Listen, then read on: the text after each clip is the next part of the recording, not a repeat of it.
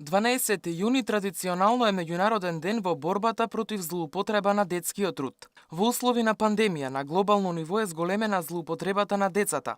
Едно од 4 деца е изложено на тешка физичка работа во екстремни услови, а 172 милиони деца се жртви на злоупотреба на детскиот труд.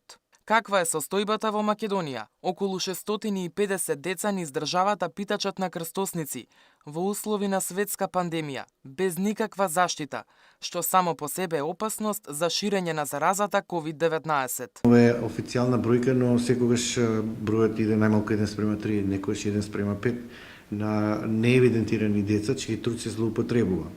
Најчесто деца се жртви од ранливите категории. Затоа препорачуваме, многу често сме говориле дека децата на време треба се пуштат во градинка за да добијат други животни вештини, да се вклучат во воспитно-образовниот процес на време и тој да биде дури задолжителен со бенефиција од страна на Министерството за труд и социјална политика за да се искористи основното право, елементарно право на основно и средно образование и само на тој начин ќе искорениме сиромаштијата со образованието. Секако кров над глава за овие ранливи семејства и барем еден од семејството да биде вработен и остварување на строг надзор на остварување на родителско право. Само на тој начин имаме можност да ги искорениме најлошите форми на злоупотреба на детскиот труд, иако по наше силно застапување и лобирање Македонското собрание ја ратификуваше пред 20 на години Конвенцијата за спречување на најлошите форми на злоупотреба на детскиот труд, тука има уште многу што да се направи. На 300 деца, според официјалните податоци, не се ниту заведени во матичната книга на родените. Државата по подолго притискање од граѓанскиот сектор, вклучувајќи и првата детска амбасада, още до днешни долги години говори за овој феномен, бидејќи децата без извод од матична книга на родените се најголеми жртви на трговија со деца, детски органи, детска проституција и други најлоши форми на злоупотреба на детскиот труд. Го подигна прагот на нетолеранција кон овој феномен со деца фантоми и побара одговорност да се активира посебно Министерството за труд и социјална политика да го евидентира точен број. Тие пред неколку години излегува со бројка од околу 330 деца дека се без извод од матична книга на родените, но мислиме дека бројката е најмалку 1:5, на сива бројка што ретко кој може да успее да евидентира.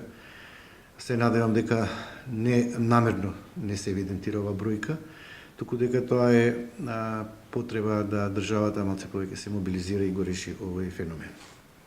Кога станува збор за образованието пак, се предпоставува дека околу 18.000 деца во Македонија не завршиле ниту основно училиште. Дополнително, не се покренуваат никакви постапки кога децата, особено во мај, јуни и септември, отсуствуваат од настава, извршувајќи сезонски земјоделски активности. За жал, Министерството за образование се уште нема излезено со официјални податоци колку деца не се вклучени во воспитно-образовниот процес. Неколку министри до сега рекле дека тоа е околу 5%. Ние се обидувавме да најдеме